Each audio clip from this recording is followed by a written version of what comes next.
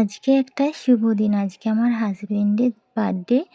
আজকে মা বাবা ওকে আশীর্বাদ করবে। এখানে আমি নিয়েছি ধান দুব্বো আর পায়েস।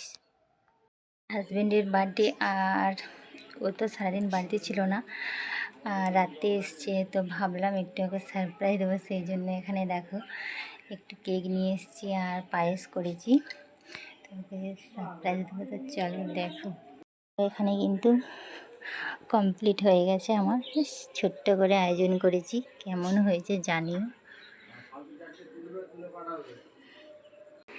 আমি একটু একটু বুঝতে পারছি। Happy birthday.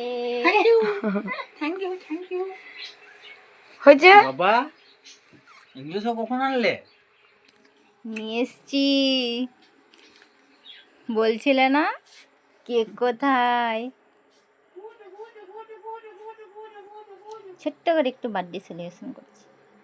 হ্যাপি তো?